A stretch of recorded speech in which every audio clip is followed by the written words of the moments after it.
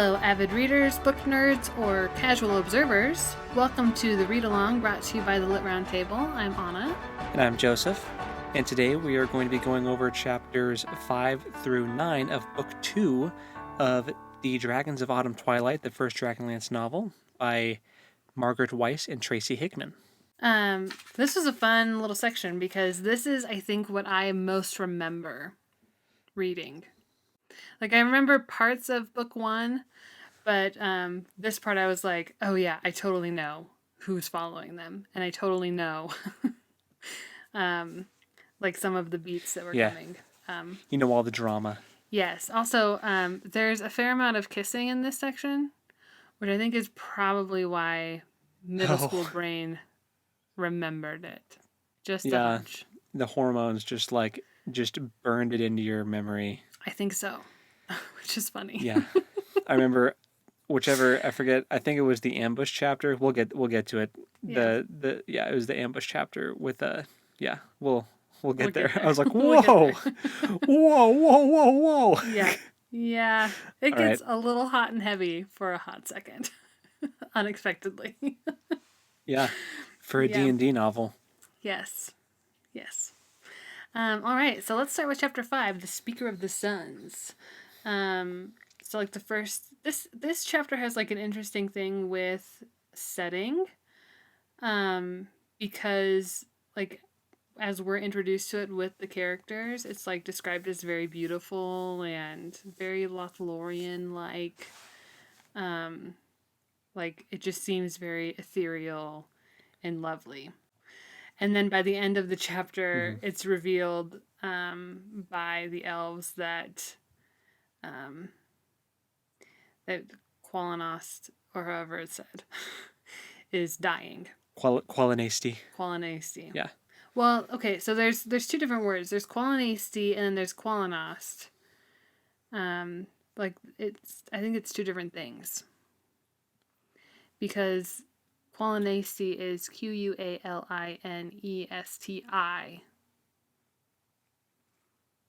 So I think Qualinasti is the country and Qualinost is the city, maybe? I don't really know. Or maybe it's forest. I don't know. I haven't been able to figure out how they use the two words correctly. But that's probably something that I just missed, that I didn't even know they were spelled differently because I'm doing the audio. Because you're listening to it. Yeah. You know. Yeah. But so by the end of the chapter, it's revealed that things are not going super awesome for the elves, and then Tanis is like, "Oh yeah, I can totally see how everything is like wilted and dying now," which is very interesting. Thing to experience with the characters. So. Yeah. Very dramatic and heartbreaking. Mm-hmm. Yeah. Especially if you're like an elf and you don't really have a concept of like decay and death, you know, you live forever. And then just like you're so used to like that's a place that has like always been there, you know, and then you have to just up and leave because dragons are attacking. Yeah, that's pretty jarring. Yeah. Gilthanis reveals that the elves are leaving and Qualinost is in its final days. So, very sad. But in this chapter, we also like see some really interesting character work with the elves. The elves are even less welcoming than maybe we thought they were going to be.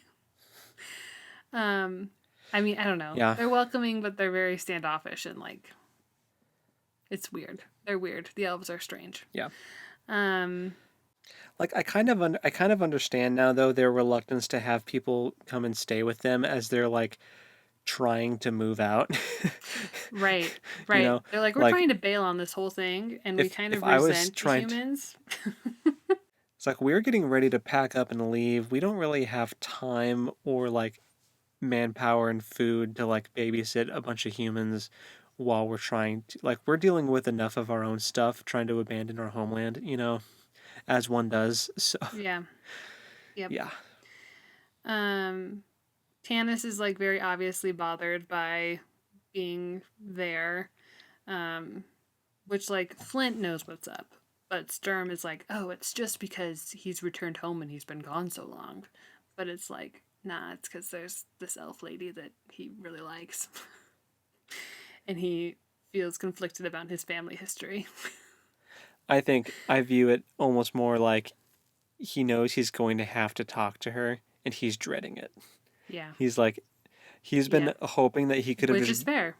because he basically ghosted this girl, right?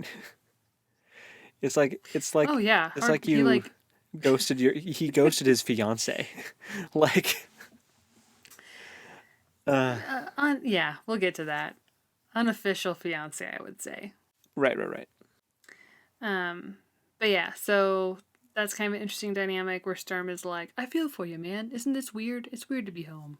And Tanis is just like, uh-huh. That's totally what's bothering me. Sure his buddy. And then we hear Gilthanis's story about how he ended up in the inn, which is like confusing.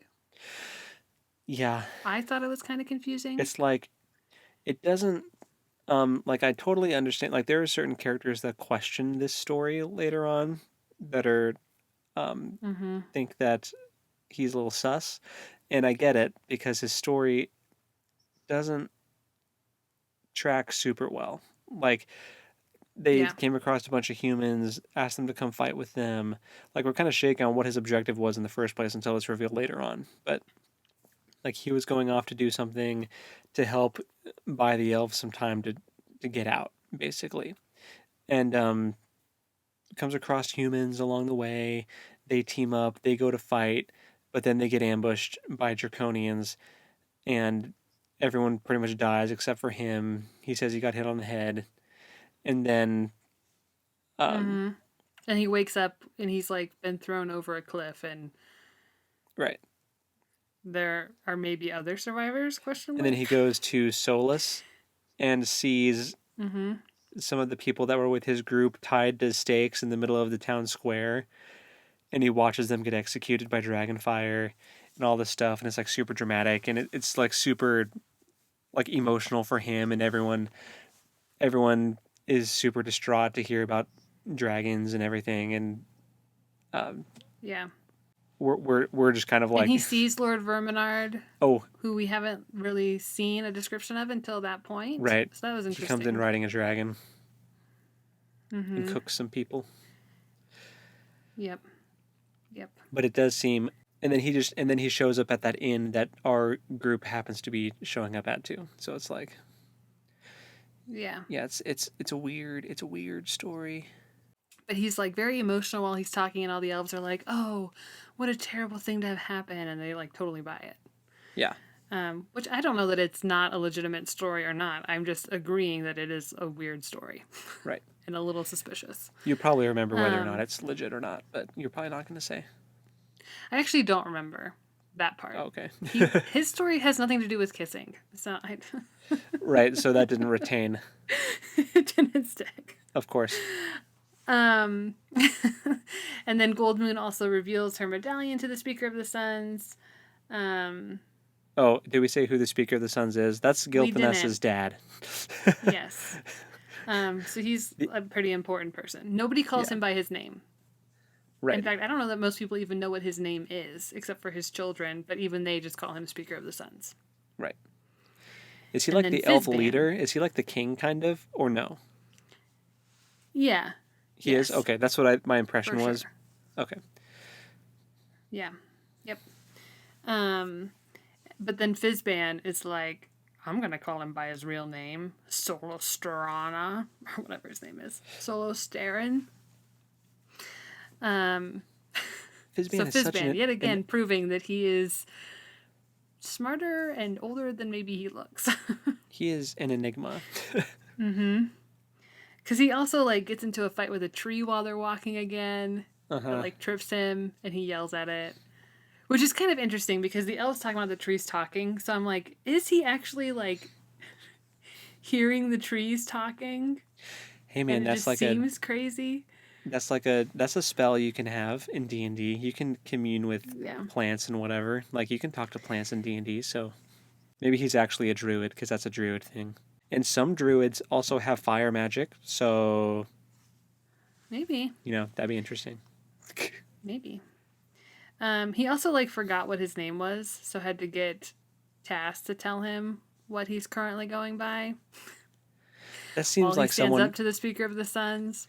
Yeah, he strikes me as someone who has gone by so many aliases that he just forgot which one he was using at that time.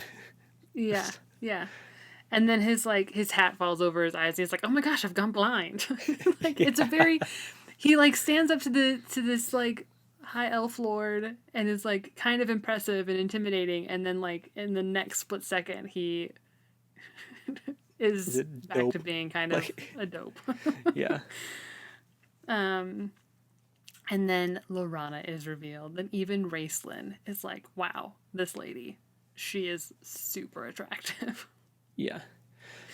Sturm is like, So by my oath as a knight, that's like the most beautiful woman I've ever seen in my life. And Tanis is like, or he said, Sturm said something like that, and Tanis was like, and she's the most beautiful woman you will ever see in your life. Like he just kind of affirmed it, and everyone was like, whoa, Tanis. yeah, right, yeah. Here, have some water, quench your thirst. He needs it. He needs it Yeah. hardcore. Turns out, next chapter is called Tanas and Lorana, Yeah. and Lorana also needs it. Uh-huh. Yeah. Yeah.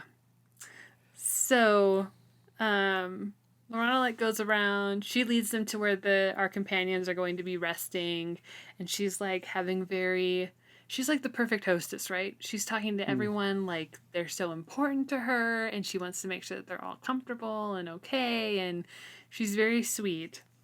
And Tanis is like becoming visibly more and more upset by her presence until he just like storms off. Yeah. And then she follows him, and Tass is a creeper and is like, "I'm gonna check this out." He's not even a creeper, he's just curious to a fault. He is Yes. like he can't stand not knowing what's going on, and he has to snoop. Like that's just who he is. So Which I relate to. yeah, And I appreciate him doing that so that we could see what happens. exactly. Because he's the audience at that point. Yes. So my note is just kissing, exclamation mark. Yeah.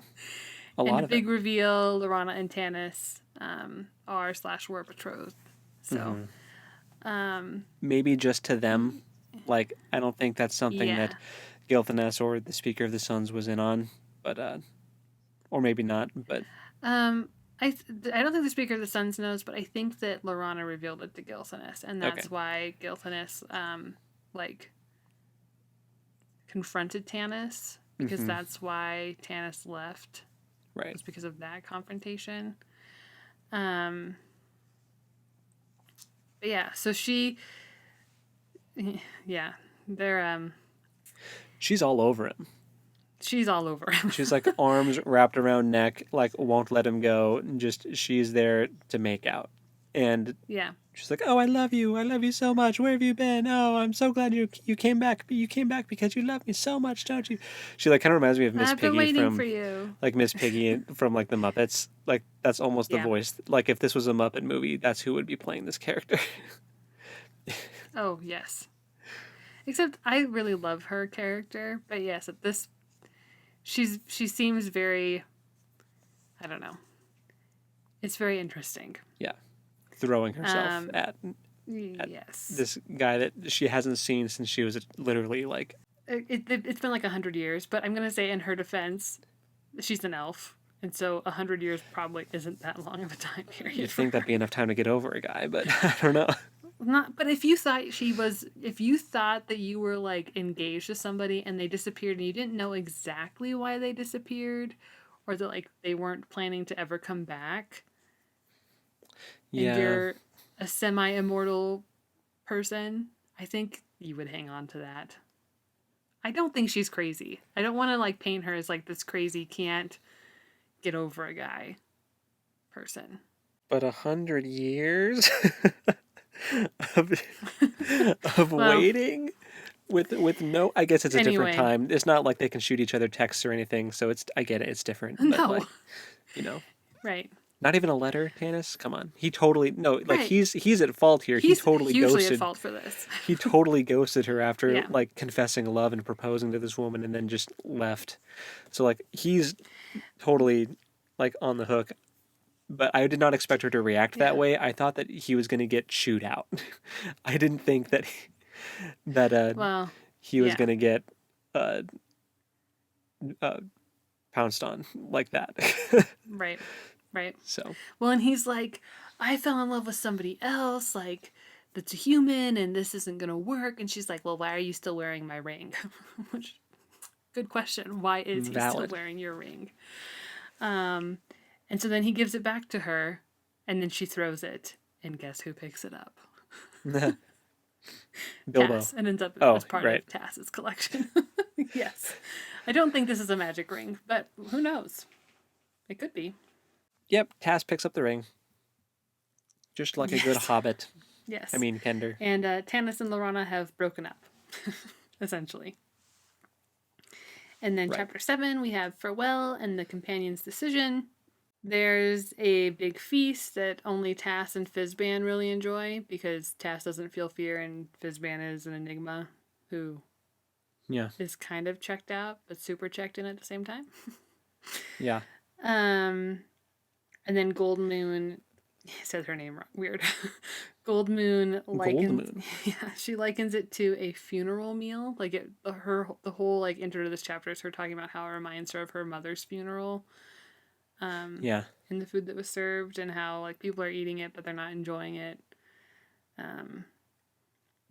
And we also learn in this chapter that the Lord Verminard has been keeping slaves to harvest ore. Yeah, I'm assuming it's just like metal, Yeah. like iron. That's where they were getting shipped off to work in iron mines before. Yeah. And then my next note is, will we go to Pax Tharacus? Heck yes. So Pax this is our next... Tharcus. Tharcus, is that how they say it? Yeah. These names, man. They kill me. Fantasy names. You would think that I would, of all people, would be able to like sort it out, but it gives me a heck of a time. No, it's pretty hard. Yeah. So like Tanis is like, yeah, we're gonna go to Pax Tharcus, but in his mind he's like, I'm not gonna have everyone go. Like there are some people that need to go with the elves to be safer. So like Fizban is one of them. And Tika. Obviously The the blacksmith who does go with the elves, he doesn't continue on. Yeah. And He wants to split the party, basically. Yeah. And then they're all like, no. We're not doing that. Yeah. Which he feels good about because he didn't really want to split the party. They didn't have to do much convincing to make him change his mind. Yeah. He knew it was the logical decision, but Yeah. not the one that he actually wanted to do, so. Yep. And this is also where Sturm and Karaman suggest that Gilthanas is maybe not as reliable as the elves believe him to be. And that he may actually be working under Lord V. Lord V. I'm going to call him Lord V. It's easier to say. Like V for Vendetta. Yeah. Oh gosh, I didn't even think of that. How I'm gonna picture him from now on. He's gonna like the V from V for Vendetta riding a dragon. That's gonna. Yeah. That's good imagery. Anyway, yeah, this was definitely when I was like, I didn't really like hardcore suspect Gilthanas before, but then after I heard Sturm and Karaman like giving their case to Tanis, I was like, yeah, the math doesn't check out. Right. No, they're totally right. Well, I mean, I don't know if they're totally right, but I totally understand why they are super suspicious. And Tanis is like, Tanis no, is not. I know him. I've known him forever. He's totally being truthful and honest. Why would you? You guys are crazy. And he like, I don't know. It's almost like elves kind of have it out for humans, and also he has it out for you because you broke his sister's heart and like ruined their family dynamic. Yeah. Speaking of good old sister, the last little bit of this chapter is Lorana showing up in the middle of the night over Tanis, and he like almost kills Almost her. cuts her throat. Yeah. And then they're in like this Wouldn't that have been a awkward. twist? Yeah, yeah, no kidding. They're in this awkward position where she's like on top of him and trying to be quiet, whatever. It's very tense. And he thinks he's about to get killed in his sleep, and he pulls a dagger on her Yeah. and almost kills her. And then they're both just like, Yeah. Yeah. "What is happening?" We're touching. And basically, yeah, we're touching. And then it was basically her last ditch effort to convince him to not break up and to go with the elves because it's dangerous. She's begging him to go with the elves so they can be together. Yeah. And he'll be safe. And he's like, no, sometimes you just have to do the thing that's bigger than yourself. And I was like, that's going to come back to bite him in the butt. Yep. And I was right. That's totally not going to be misinterpreted later as like, yeah. she's not going to follow you at all. No. So, chapter 8, Doubts Ambush a New Friend. Here we go. So this is this is where Tika and Karaman have a moment, or 5. The elves are like, we don't really have any armor for her, but we'll see what we can find. And they finally find like the old elf queen's armor and give it to her, which is kind of a big deal. Well, right. Okay, that was weird to me, I must say, because they like not only like let her have it, they straight up said like, "You're the person who should have this," and I'm like, right. This Not is a Lorana? this is a random barmaid from Solus that you didn't know a week ago. Why she like okay, like she saved Gilthness's life in the bar, but like she's a human. Thought you guys didn't like humans. You're giving her this really important ceremonial armor. She must have rolled a natural 20 or something. Yeah, I don't know. It did strike me as weird that they gave it, not only that they gave it to her, but that they were like, this belongs to you now. And we wholeheartedly believe that, oh, it's yours. Yeah. Like, the queen would have wanted you to have this. I'm like, yeah. Dude, what? Especially since there's a daughter in the family. I'm like, seems like maybe Lorana should have got this, but whatever. I don't know. Yeah, for sure. 100%. But they give her this armor, and Karaman's like, I'll help you put it on. Yeah. And Goldmoon is like, no. No. So she helps her put it on. Which then I have like this weird note of like, so Tika then has this armor on, and Goldmoon like apparently cut up her skirt for like mobility reasons. I think they hiked it up. Or something, which reveals fur-trimmed undergarments. And I'm like, that is such a weird note. And who would ever want to wear fur-trimmed underwear on a regular basis? Maybe if it's cold. But we've had no description of it being wintertime. Yeah. It's weird, right? It's a weird note. That's weird. Which Karaman is like all over. He's got it real bad. He's a thirsty boy. Yep. So then they start on their journey to wherever they're going. Pax. Oh, right. Okay, we have to. They're going to. Wait, they're not going to Pax Tharkus yet. They're going to that other place. They're going to find the Slam Mori, right? Right, which is a secret way to like Pax Tharkus. Right, their whole objective now is to like free a bunch of slaves that are working for Lord V. And hope that these slaves will like have an uprising and distract him long enough to allow the elves to escape from Qualinasti, because otherwise he'll just attack them and kill them all, and they don't have time to get away yet. Yep. So that's what they're doing now. So they embark off for this secret path. Kirathungal. I mean, not. And they come across a random dude. Well, they like enter a clearing that's full of a bunch of dead people, just a bunch of Right. dead humans. And Yeah. there's a dude that happens to be alive. Which do you have his name written down? Because I already forgot. Yes. It's Eben. Okay. Eben. Um, yeah. So they like. Eben. So right before they discover all these dead humans and this one surviving human, they Sturm is like, we're being followed, Oh, right. and then this other thing happens. And Gilthanas is like, Where no way, we're they're, not being followed. We're still too close to. No, you're stupid. yeah, I'm gonna go with Sturm on this one. Yeah. Sturm seems pretty reliable in these kind of Yes. matters, and he volunteers Yes. to take the rear watch after that. So Mm-hmm. Yep. Um. So they discover the wounded human, Eben, the clearing. They Gilthanas recognizes this human. And then I can't remember exactly how it's revealed that he's not dead. Karaman like is holding him up, and then someone's holding him up, right? I thought he just kind of like, I don't remember how it was revealed that he was alive either. I thought that he just kind of like sat up or Well, I think he something. like woke up, and then someone like grabbed him and was like, "What happened here?" And then he's like, "Behind you!" And then there's draconians, and whoever's holding him drops him back onto the ground. Right, right.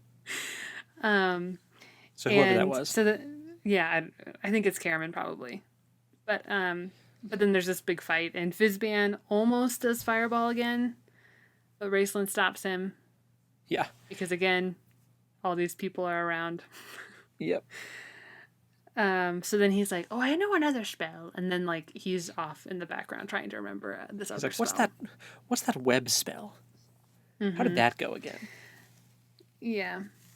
So Tika uses her sword and shield for the first time, and she actually does like a pretty decent job for her first time ever engaging in real combat. I mean, she pretty much just bashed her shield into one of them until it died. But you know what? At least she didn't freeze Yeah. up. Right. Yep. She took them She's out. yeah. So she stabbed one of them and it died, so then she lost her sword. And then the next one she just bashed to death with her shield. Yeah. But she feels pretty like inadequate based on how everyone else is fighting, which is really not fair because everyone else has been doing this a long time. Yeah. They have a lot of experience. Yeah. So this chapter's like pretty much from her perspective. Until so she like she doesn't really black out, but she sees red until Karaman like pulls her off of the draconian that she's been smashing. Yeah. And then Karaman and Tika almost have post-battle sex in front of everyone, which was real weird. Uh, it was like just jumps up and kisses him really hard, hard enough to where like she accidentally bites his lip, and then they just like go at it, It's like hardcore making out, and wow. he like the descriptions from Tika as it's happening, where I was like listening to it in the car, and I'm just like, whoa, Oh, I'm glad I was whoa, reading it and not listening to it. easy girl. Yeah, and even Karaman's Whoa. like, I'm gonna carry her off into the woods. Yeah. We're gonna do this. He's just gonna carry her off. He like picked her up and was gonna walk off into the woods with Tika, and they were just gonna bang it out right then and there, and then Raceland puts his hand on his brother's shoulder and like snaps him out of it, and then Right, he's and then I they're think like, kind of whoa, yeah, embarrassed. no. Oh, Uh, as he should be. They should both be embarrassed. and Tika's a little mortified and Yep. just kind of hops down and runs away, and Yep. like Yep. it was definitely like a Adrenaline's running, that was and weird. yeah, it was I mean, really weird. they definitely like each other, but I think that was a moment of Oh like, yeah. oops, didn't mean for that. I was expecting a first kiss to be a little more romantic than I just murdered something. Yeah. It's I Yeah. think I've got some of this creature's brains under my fingernails. Here, let's make out. Yeah. And then the battle's over, and Fizban remembers his spell, and he casts cobwebs all over everything Uh-huh. Yeah. after it's done. Useless. Super useless. Oh my gosh, so But funny funny. though. He cracks me up. He's hilarious. Yeah. I love that guy. So, chapter 9, Suspicion Grows in the Slamori. This chapter opens up with a good old talking to from Gold Moon to Karaman about purity culture and how he should be careful with Tika because she is more A girl. virtuous than he thought. She's a still girl. chaste. But then we also find out that Gold Moon and Riverwind are also not like physically intimate. Yeah, I was kind of surprised, to be honest, judging at Me how too. they had been like traveling together, like just the two of them for so long. Which, I mean, you can't like assume that that's happening, but I definitely did. Yeah, Like, same. Well, I because definitely assumed. they basically behave like a married couple anyway. Right. And Goldmoon even says Um, during that conversation, kind of to herself, but she was like, "I'm not really sure why we're upholding those traditions since we are the only ones left in our tribe anyway. So like, like right. It's why don't just we just us. why don't we just say, hey, we're married now, and you know, consummate the relationship, And do what but married people do. right in their Yeah, culture because that's their culture. They right. hold off for marriage. But yeah, she gives Karaman a good talking to, which it was more of like a it wasn't like a oh don't do that oh you idiot No, it was more of a just like, hey, be careful and like make take it sure that you're slow. sure. Yeah, Yeah, don't yeah. like she would do anything for your Don't approval do right that in now. the middle of a battlefield again, please. Which Yeah, everyone would appreciate you not yeah. doing. Nobody wants to see the fur-lined underwear. Okay, Oh gosh, such a but weird chapter. she especially and I liked that she said that she was like right now she would do anything to win your approval, so don't take advantage of that. And I was like, you know Yeah, what, that's good advice. yeah. Goldman's like, I'm gonna be your big sister right now, and he's like, I have a big sister. She is not like you at all. Yeah, she would have cussed me out by now. I'm excited to And meet that character if we ever do I in this book. I hope we do. I don't think we will in this book, but I hope we do. Um, I mean, I know she comes up. Yeah, I just don't remember where. yeah. She's probably So working for the big bad. She's a who mercenary. knows? She might be. Um. Anyway, so then So so after that all happens, after the sex they talk, continue their yeah they continue their walking, and they discovered the Hall of Ancients with skeletal remains of Kith Cannon. Do you remember who Kith Cannon is? What he's his an backstory elvish king. is? I don't remember a specific backstory other than he was a king, and this is like an area that no elf has set foot in since before the calamity. Blah blah blah. Blah, blah. So Right. And he like disappeared. Nobody knew where he went. Well, now we know where he went. He's dead oh, super dead in this Hall of Ancients with and his holding a sword. sword. Yeah, holding a Mm-hmm. glowy sword. Which the sword, I like how Tasselhoff, like the first thing after they're like talking about this, like, oh wow, look at this place, and he's like, that's a great looking sword, and they're just like, don't take it, Yeah, leave it where it is. don't Do not touch touch it. the sword. But then Raceland Yeah. totally goads him on, and Raceland casts a spell and says the sword's enchanted, right? He's like, the sword's enchanted. Really? What is it? I don't know, but I certainly wouldn't touch it to find out. It's like, you Raceland, you're such an Yeah, idiot. he's like, please touch it so I can find out what's going on with this. Yeah, it's like, Please be oh, an idiot. he's your guinea pig right now. You are praying that he touches it so that you can see what Oh, it for does. sure. For sure. Ugh, Yeah. ugh, that exchange was really funny, but Yeah. Anything with Tasselhoff and Raceland is fairly amusing. They're probably my two favorite members of the party, so Fair. I'm here Totally for fair. it any and every time. I don't know. Fizzman might be my favorite right now. Right, he's kind of an um, add-on though. Like of the OG, true. True. True. True. those two are my I favorite. agree. And then like as they're exploring this hall, a slug comes in to attack. Right, just a giant slug that spits acid, Mm-hmm. which seems like a pretty classic Um, D&D monster type scenario. yeah. And like just as Tanis is about to be attacked and he's like about to defend himself, Lorana shows up and is like, Tanis! And then he's distracted and he gets wounded badly. Actually, she says Tanthalus. Oh yeah, she says his Elvish name. Um His Elvis name. yes. I'm all shook up. It just makes me think of the the Lord of the Beans, Veggie Tales, Uh-huh. silly songs with Larry. Yeah, so then they like fight off this slug. Uh, Flaming darts from Raceland. So we got to see Mm-hmm. Raceland actually do something that was kind of cool. Still no fireball from Um, Fizzman. Although Raceland was like, now's the time now for is the the time. fireball. And he's like, I And don't he's remember like, how to do that. you don't remember? Yeah. It's so funny. You should listen to sometime if you have the opportunity, just listen to some of the audiobook to hear Raceland talk because it makes it pretty funny. Oh, I bet. His I bet. raspy voice.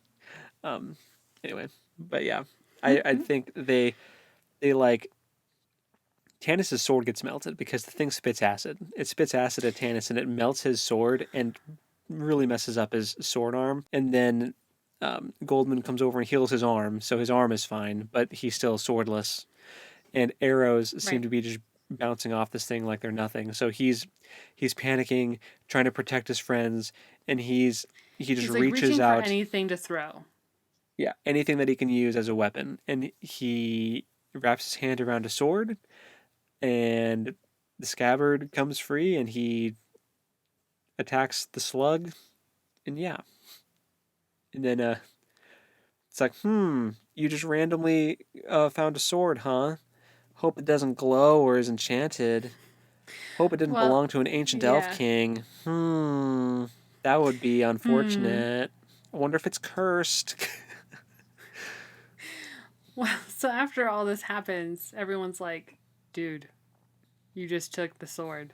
And he's Yeah, like, oh. And he like kind of explains what happened, but his inner monologue like reveals that he remembers it being handed to him, like yeah, by Kiss Cannon, which yeah. is kind of crazy.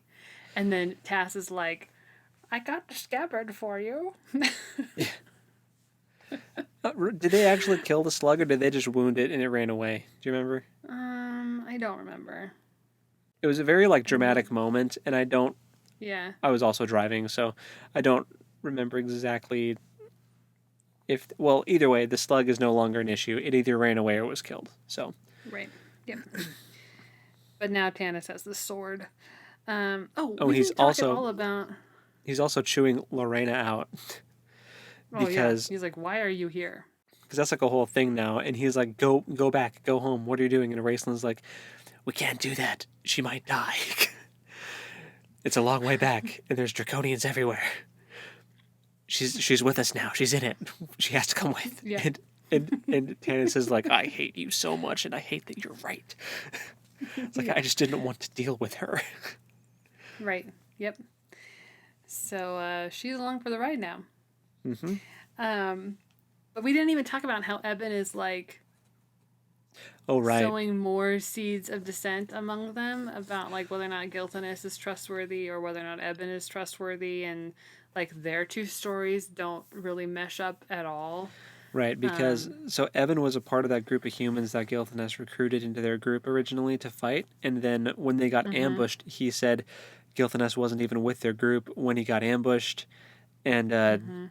everyone was He had just super disappeared. suspicious. Yeah, everyone was super Mm-hmm. suspicious of him apparently, and yeah. So Sturm and Karaman aren't the only humans that are a little suspicious of Gilthanas.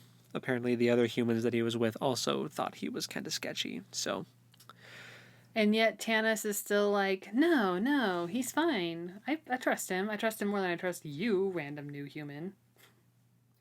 even though Which I'm like like, I don't really trust either of them. I think they're both shady pretty for short, different like reasons. pretty shortly after the group ended up on this journey, they got ambushed by Draconians. Like pretty Mm-hmm. soon after. Yeah, it's a little weird. But also, Eben Yeah. was like there in the clearing, so maybe Eben is actually working with the Draconians and he's just planting the seeds of doubt, you know? So there's a couple different ways it could go, you know? Mm-hmm. I could see it happening either way, so I guess we'll see in the coming Yeah. chapters. I'm assuming Yeah, so we'll there's going all to be be, revealed. I'm assuming some Hopefully. kind of backstab is going to happen. So that's pretty much wraps up where we left off, right? Yeah, I think so. Cool. Yeah. So yeah, so the next I have time a is feeling just we're gonna finish this book and then we're gonna be like, man, oh, we gotta read the next one. well, that's how it was with Lies of Locklemore too. It was. It's very true. Uh, Yeah. anyway, so next reading assignment is just finish the dang book, just Yeah. read it all. So finish the book, and then we'll Should be talk good. about the thrilling conclusion. Yes, or cliffhanger, depending on how it ends. Mm-hmm. Yeah, I guess we'll see. Mm-hmm. Mm-hmm. But yeah, Yep. we also do have the next book Oh yes, yes, yes, that yes. we're going to be reading, and since it's going to be Spooktober soon, and by the time we're done with this book, it will be October-ish, correct? So like middle of Mid-October. October by the time this is going up. So the next book that we're going to start after this is the first book of the First Law trilogy by Joe Abercrombie. It's called The Blade Itself. It is a grim dark fantasy series. So for the spooky season, we're going to start a nice grim dark spooky fantasy story. I don't know how like actually You know what we spooky it should have is. done? Huh. I don't know either. We should have done like Jekyll and Hyde or something, which is Like very short. Frankenstein. Yeah. Let's reread The Crucible, because we haven't had to read that several times for school. Yeah. No, no, no, no, no. Hey, Anna, let's read The Scarlet Letter. Ugh, no. Wait, are you the Not person, though, that no. had to read that like 20 times for school? Was that you or someone else? No. Not me. Okay, I must be thinking of someone else. There's someone I know who had to like read it for school, then they transferred schools, and they're like off a year for what books they read, so they had to read the book again like the next year after they transferred schools, and then they like went to college. And the first year of college, they were in an English course, and they read it in college too. So I I remember would have having a just friend. not read it the second and Yeah, third times. I remember having a friend who was super fed up with that whole book. But anyway, sorry, whoever you are, I don't remember who you are. Not that there isn't value in the Scarlet Letter. No, Just but I mean 3 times. 3 times is a lot. I don't need to read that book 3 times. That's too depressing. Yeah, Anyway, yeah. for sure. So the Blade Itself by Joe Abercrombie. If you're planning on reading along, check that out. It's one of Felicia Day's favorite series. And we stand Felicia Day. Yes, we like Felicia Day. That was written on the cover for the box set that I own. That it's one of her favorite series, which was a quote from her. Mm-hmm. Also, George R. R. Martin apparently really likes Joe Abercrombie's work because he said that as well as a quotation on the book. So Yeah, his publishing house got some good I'm drawing a blank on what those are called. Blurbs. yeah, shout outs. Yeah. I think that the Lies of Locklemore is put out by the same publishing house that does Game of Thrones, actually. Oh, that probably makes sense. Because I think Martin is also on the front of that book. Yeah, he With is. a I should little check to blurb. see if maybe it's the same publishing house as Joe Abercrombie's too. Is that just a deal? They have to. We'll publish you, but you got to like read other books from our publishing house and shout them out. I mean, I don't really know. I'm not in like publishing circles like that by any means, but I know that authors will send out advanced reader copies to fellow authors and Sure. Beta read. It's like, it's not really beta reading at that point. It's just like, will you read this, and then if you like it, will you tell people about it? Mm-hmm. Yeah. If you don't like it, will you please not say anything? Yeah. If you don't like it, shut up. Which is just common courtesy, because not every book is for everyone, and authors are more aware of that than anyone. Yeah. So. Yep. So anyway, I'm excited about the next book. I'm excited to see really fun. the conclusion of this one, and yeah, I'm excited for the spooky season. Yeah, me too. It'll be great. Yeah. Anyway, so yeah, Lovely. for next time, finish reading the book, and until then, happy reading. We'll talk at you next time. Is that the ending? Yes. Okay, That is the we'll talk ending. at you next time. You're killing me. I was Bye. thinking it was different for this one versus the... Yeah, Just end it. bye. Just